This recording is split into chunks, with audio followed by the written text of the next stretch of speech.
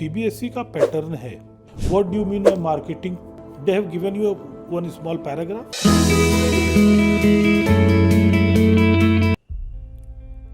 अभी business studies का एक चैप्टर जो कि मैंने शुरू किया है और वो तो फॉर्म्स ऑफ बिजनेस ऑर्गेनाइजेशन, बहुत छोटा सा चैप्टर है। और इस फॉर्म्स ऑफ बिजनेस ऑर्गेनाइजेशन में जो कि 11th का चैप्टर है, इस चैप्टर के different forms of business organisation and their merit and demerit, और उन सबसे ज़्यादा इंपॉर्टेंट एक पार्ट है इस चैप्टर में कि which form of business organisation should be adopted by a concern, on what basis they will choose that. तो देखो भाई, बात ऐसी है, कोई भी form of business organisation static नहीं। आप एक थंब रूल नहीं बना सकते कि भैया यही करना है। फॉर एग्जाम्पल, एक छोटा सा पनवाड़ी जो है वो कौन सा form of business organisation apply करेगा? वो तो जी एक ही बंदा चला रहा है। कभी दिन में बापू बैठता है, दोपहर में बेटा बैठता है, फिर रात को बापू बैठते हैं। In this way they are running their business. So you can call it HUF। भैया HUF तो बोल सकते हो, लेकिन क्या ये पनवाड़ी एक मुसलमान नहीं हो सकता? तो हिंदू अनडिवाइडेड फैमिली बिजनेस कैसे हो गया? हाँ, सोचने वाली बात है। तो sole proprietorship is the next appropriate answer. तो सोल प्रोप्राइटरशिप। सिमिलरली, अभी जब मैं अपनी जर्नी से आ रहा था तो 12th का एक चैप्टर जो कि मैं भी कंडक्ट कर रहा हूँ अपनी क्लास में, वो है हमारा फाइनेंशियल मैनेजमेंट। फाइनेंशियल मैनेजमेंट में हमारी ज्ञान जो है बहुत कम है। यदि पिताजी हमें दे दे 10 रुपए कि बेटा ये तुम्हारा पॉकेट खर्चा है, तो तुम दोस्तों के साथ जाओगे और 10 रुपए यूं उड़ा कर चले जाओगे। लेकिन फाइनेंशियल मैनेजमेंट हमें वो सिखाता है कि उस 10 रुपए में हम कैसे उसका इस्तेमाल करेंगे जिससे कि हमें कुछ ना कुछ रिटर्न भी मिले। उसको कहाँ खर्च करें? क्यों? क्योंकि अभी जो बाबूजी ने 10 रुपए दिए थे उसको आपने खर्च दिया, क्योंकि दोस्तों के साथ जाकर चाय समोसा खाई आए। फाइनेंशियल मैनेजमेंट बताता है कि भाई इस 10 रुपए से ना तुम एक रिफिल खरीद सकते हो, एक पेन खरीद सकते हो, जिससे कि तुम अपने लिए 4 सवाल ज्यादा बनाओगे, प्रैक्टिस करोगे, और at the end of the time you will get good enough out of expenditure. So in what form? That expenditure converted into investment. And this is what this financial management teaches us. अभी तो मैंने एक individual का बात की। अभी मैं रास्ते से आ रहा था तो मुझे अपने जर्नी के दौरान बहुत सारे एग्जाम्पल्स मिलते रहते हैं, क्योंकि मैं हमेशा इसी की तलाश में रहता हूँ। एक भाई साहब मेरे बगल में बैठ के चाय पी रहे थे। सोचिए कि क्या इंसान की सोच होती है, कैसे एक बंदा कॉमन मैन एंटरप्रेन्योर बनता है। उसने बोला, यार अभी जो मैंने चाय पिया ये 45 रुपए का है। इस 45 रुपए के चाय में क्या क्या इंक्लूड किया है जो इसको 45 रुपए लग रहे हैं? सोचिए, हम घर में चाय पीते हैं, मम्मी हमें चाय बना के देती है, हमारी पत्नी हमें चाय बना के देती है, हमें उस चाय की कदर नहीं होती। हमें तो ये लगता है ये उनकी ड्यूटी है जी। अजी मम्मी चाय दे देना, वो मेम साहब मेरे को चाय दे देना, और मेम साहब जी आपकी नौकरानी है, चली गई बनाने के लिए। कभी कभी खुद भी बनाते होंगे, वो बेटर नहीं है। बेटर ये है कि जो हम जनरली करते हैं साहब। देखिए, बात बहुत छोटी सी है। उस व्यक्ति ने उसका कॉस्ट कैलकुलेट किया और बोला कि भाई साहब इससे बड़ा बिजनेस तो कोई है ही नहीं। एक मटके का कुल्हड़ 2 रुपए का आता है। एक कप चाय बनाने में 5 रुपए तक का टोटल एक्सपेंडिचर आता है, इंक्लूडिंग दूध, चाय पत्ती और कुल्हड़। 5 रुपए आप गैस की कीमत भी यदि जोड़ लें, यदि बहुत पका के आपको दिया गया हो चाय कड़क बना के, तो टोटल चाय की कीमत हो गई 10 रुपए, और बेच रहा है 45 रुपए में, 45 रुपीज। मज़ेदार बात है, मैंने शायद उसके बिल को रखा भी, मैं देखता हूँ शायद मेरे पास उस चाय की बिल भी नज़र आ जाए। तो बड़ी विचित्र स्थिति है कि आज एक चाय 45 रुपए का बिल, हाँ जी चाय का बिल है, आप देख सकते हैं ये 45 रुपए का बिल है, 45 रुपीज़, यदि आपको नजर आ रहा होगा तो।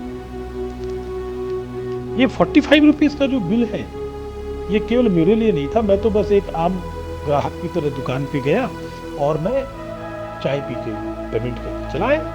लेकिन वहीं पर एक ज्ञानी व्यक्ति बैठे थे, उन्होंने बोला भाई साहब इस कॉन्सेप्ट पे तो मैं भी काम करूंगा। I will not invest my money by taking this tea. Now I will invest my money in selling this tea. He got a business idea.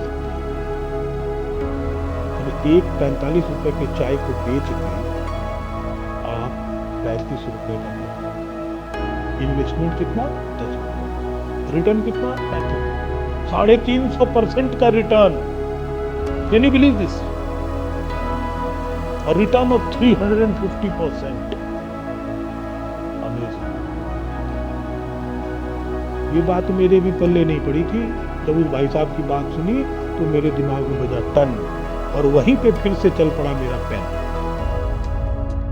और I drafted a concept of investment planning. देखो जी, financial management का एक part है investment planning, क्योंकि जब हम source of fund की बात करते हैं तो साथ के साथ यूटिलाइजेशन ऑफ फंड की भी बात करते हैं।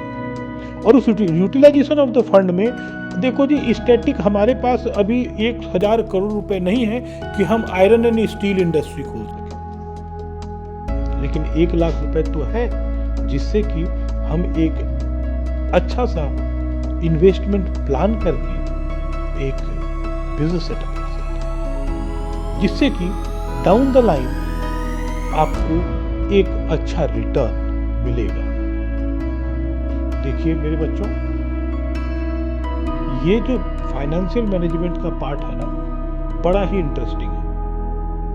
बहुत सारे बच्चे बोलते हैं सर बहुत वाहियात है, मुझे समझ नहीं आता एनपीवी कैसे कैलकुलेट करते हैं, नेट फ्यूचर वैल्यू कैसे कैलकुलेट करते हैं, प्रेजेंट वैल्यू कैसे कैलकुलेट करते हैं, ब्रेक इवन कैसे कैलकुलेट करेंगे, ये सब बड़ा सर हेडेक है, आई डोंट लाइक दिस। मेरे भाई डोंट गो देयर, वो बाद की बात है। जब आपको रुचि आ जाएगी ना तो अपने आप समझ में आने लगेगा ये नेट प्रेजेंट वैल्यू क्या है और फ्यूचर वैल्यू क्या है। कल के फ्यूचर वैल्यू को दिखा के कोई भी आपसे आज आपका पैसा ले सकता है, in form of mutual fund हो या इन्वेस्टमेंट इन स्टॉक एक्सचेंज हो, ले सकता है, लेकिन आपको एक ज्ञानी बनना पड़ेगा। और ज्ञानी बनने के लिए कोई भी विशेष ज्ञान की जरूरत नहीं है, आपको उस विषय के अंदर थोड़ी सी रुचि जागरूक करने की आवश्यकता है। जब जेब से धन जाता है ना तो अच्छे की अकल के ताले खुल जाते हैं। आप हम तो सरल भाषा में कहें तो मैंगो पीपर, देखो जी ये आपको चूज करना पड़ेगा कि पेड़ से टपका हुआ आम बनना है या अल्फांजो बनना है जो कि एक्सपोर्ट होता है। आप दोनों में एक गटर में जाता है जिसकी कोई वैल्यू नहीं होती, कोई खा लिया तो खा लिया, ना तो मट्टी में सड़ जाता, और एक 200, 250, 300 रुपए किलो में एक्सपोर्ट होता है।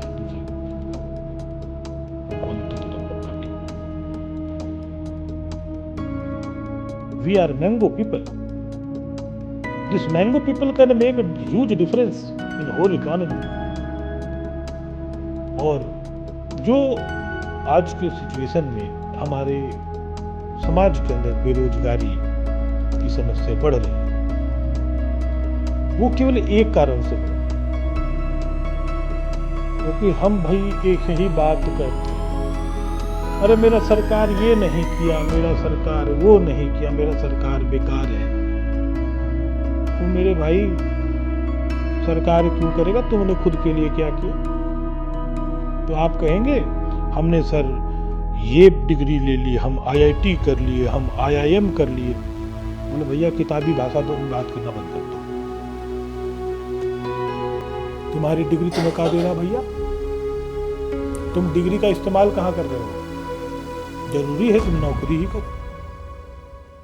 तुम ऐसा कुछ नहीं करते क्यों जिससे कि तुम दूसरों को नौकरी दे सको? तुम अपने ज्ञान का इस्तेमाल अपने किसी जगह पर किसी व्यवसाय में क्यों नहीं लगाते हो? ऐसे एक जगह पे ज्ञान का प्रयोग क्यों नहीं करते हो जिससे कि एक नया व्यवसाय का सृजन हो और उस व्यवसाय के माध्यम से आप समाज में कुछ लोगों को रोजगार दो? देखिए, फाइनेंशियल मैनेजमेंट एक ऐसा विषय है जो कि आपको नौकरी जीवन में आपको लग्जरी चाहिए। जीवन में यदि आपको ऐशो आराम चाहिए तो 9 to 5 के चक्कर से तो निकलना ही पड़ेगा, क्योंकि एक एंटरप्रेन्योर एक व्यवसाय का मालिक ही होता है। जो 9 to 5 काम नहीं करता वो 8 बजे दफ्तर जाता है और रात को 12 बजे तक अपने दफ्तर में बैठा रहता है, क्योंकि वो जानता है यदि मैं नौकरी में उतर गया तो मेरे साथ जो जुड़ी हुई मेरी टीम है उसका उसे पता है कि मेरे को लग्जरी चाहिए और लग्जरी तो केवल व्यवसाय ही दे सकता है। और व्यवसाय कौन सा करना है, कैसे करना है, उसके लिए धन कहां से लेकर आएंगे, किस तरह से उस धन का इस्तेमाल करेंगे जिससे कि हमारा जो व्यवसाय है वो ज्यादा से ज्यादा डेवलप करेगा, ग्रो करेगा, वो फाइनेंशियल मैनेजमेंट ही आपको पढ़ाता। तो मैं आपसे अपनी क्लास में मिलूंगा जहां पर हम आपको फाइनेंशियल मैनेजमेंट को इतने सरल भाषा में समझा कर देंगे जिससे कि आपको उस विषय में रुचि होगी और आप फाइनेंशियल मैनेजमेंट वाले पाठ को सरदर्द नहीं कहेंगे, उस पर रुचि के साथ पढ़ेंगे, उससे ज्ञान अर्जन करेंगे और उसका वास्तविक जीवन में इस्तेमाल करेंगे। फिर अगली बार से जब पिताजी 10 रुपए देंगे तो आप 10 के 10 रुपए चाय समोसे में खर्च नहीं करेंगे। उम्मीद करता हूं मेरा ये छोटा सा वीडियो आपको पसंद आया होगा और मैं जो कंसेप्ट आपको देना चाहता हूं वो आपके जहन तक पहुंची होगी। हाँ, एक बात पुनः मैं बोलूंगा, इसी तरह के रोचक वीडियोस के लिए आप मेरे चैनल को कॉमिको को जल्द से जल्द सब्सक्राइब करें, हमारे चैनल को शेयर करें और नोटिफिकेशन बटन जरूर दबाएं। धन्यवाद।